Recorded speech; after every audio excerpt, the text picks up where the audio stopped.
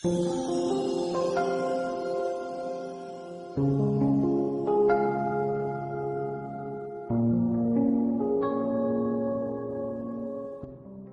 5th, 2016.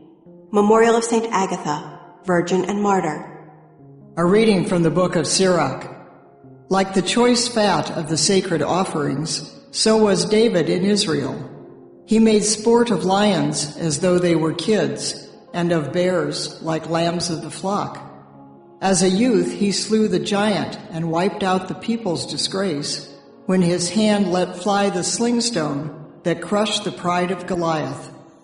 Since he called upon the Most High God, who gave strength to his right arm to defeat the skilled warrior and raise up the might of his people, therefore the women sang his praises and ascribed to him tens of thousands and praised him when they blessed the Lord. When he assumed the royal crown, he battled and subdued the enemy on every side. He destroyed the hostile Philistines and shattered their power till our own day. With his every deed he offered thanks to God Most High in words of praise. With his whole being he loved his Maker and daily had his praises sung. He set singers before the altar, and by their voices he made sweet melodies.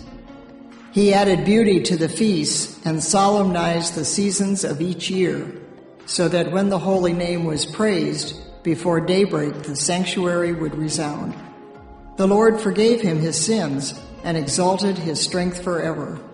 He conferred on him the rights of royalty and established his throne in Israel. The word of the Lord. The responsorial psalm. The response is, "Blessed be God my salvation." God's way is unerring. The promise of the Lord is fire-tried. He is a shield to all who take refuge in him. Blessed be God my salvation. The Lord live, and blessed be my rock. Extolled be God my Savior.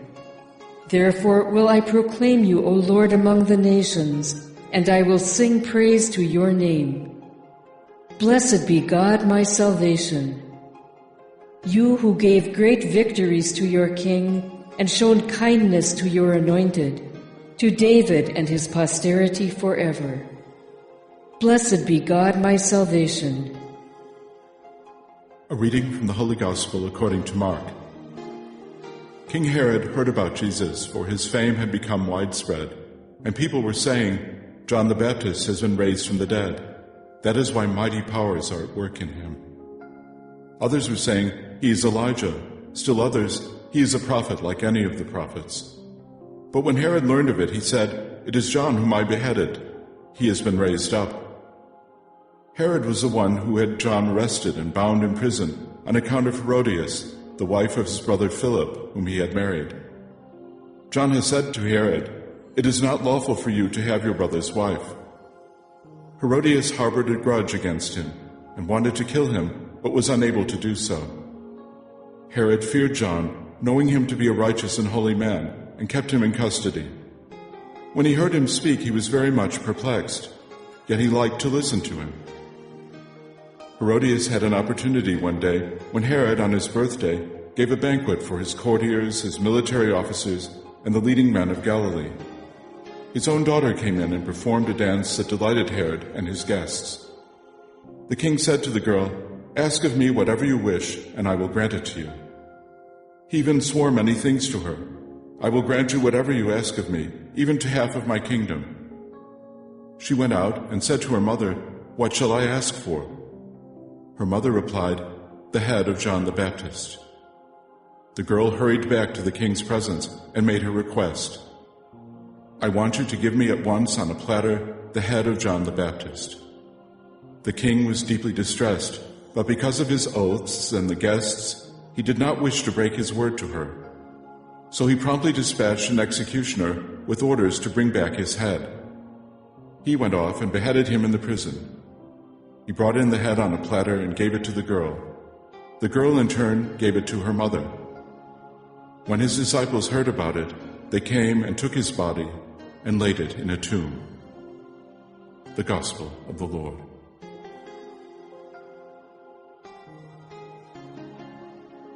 February 5th, the Memorial of St. Agatha.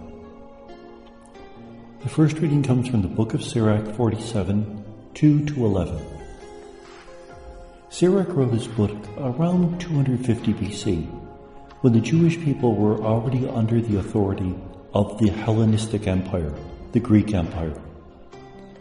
And because of that, he was hearing the propaganda of the Greeks saying that theirs was the best philosophy, their heroes were greater than any heroes who ever existed.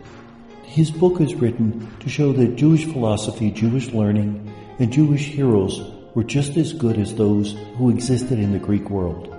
In fact, the latter chapters of his book talk about a series of heroes who were just as important, just as wise, just as powerful, and heroic as the heroes of the Iliad and the Odyssey, as Alexander the Great. In fact, today we hear about David.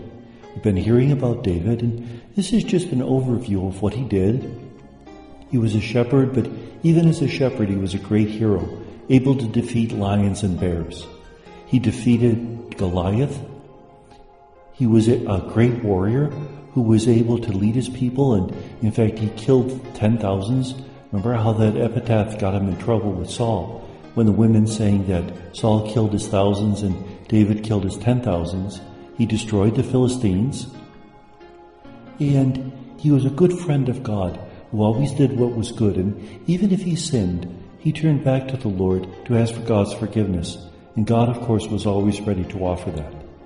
Now notice, we don't hear anything about his sin of adultery, the fact that he called a census, which showed that he was arrogant.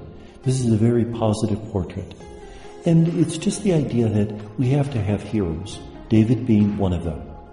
It reminds us that it's good to look at our Christian heroes too, the martyrs, the people who today are giving witness at great cost.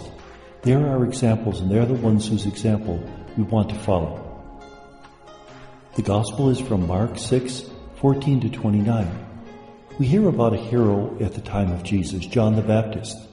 In fact, Herod thinks that Jesus is John the Baptist brought back to life because it's Herod himself who killed John the Baptist. Now we have a rather long diversion to talk about the martyrdom of John the Baptist, that Herod had arrested John because John was preaching against a marriage in which Herod was involved. Herod had married the divorced wife of his brother, and that wasn't allowed by Jewish law. We have to remember that Herod and his entire family were not really all that Jewish. This Herod's grandfather had converted to the Jewish faith, and they were half-hearted Jews at best. Nevertheless, John the Baptist condemns Herod for having married Herodias, the divorced wife of Philip. Well, he arrests John the Baptist, but he doesn't put him to death immediately because he knows he's a man of God. He's afraid to do anything. This really upsets Herodias, who hates John the Baptist. And she sees her opportunity to get even when there's a birthday party, and Salome, Herodias' daughter, dances. Herod, infatuated by the dance, promises her anything she asks. She asks her mother what to ask for.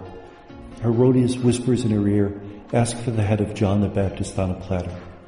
Now Herod, filled with pride, can't back down from his promise that he would give her anything. Notice how he allows his own pride to be more important than the life of this man, a man whom he knows to be a man from God. And John the Baptist is beheaded.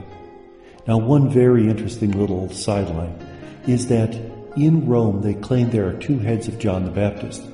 And one of the friars asked, how could there be two heads in Rome? And the tour guide said, easy. This head in the church where we were is John the Baptist when he was young, and the other head is when he was older. And since that time, I've found another two heads in Istanbul and in Damascus. So some of these relics you take with a grain of salt. What's important for us, John the Baptist stood up for the truth, even if it cost him. And that's so difficult to do at times because we don't want to offend people, we want to be politically correct. But sometimes we have to be willing to take a little bit of persecution in order to stand up for the truth. And may God bless us.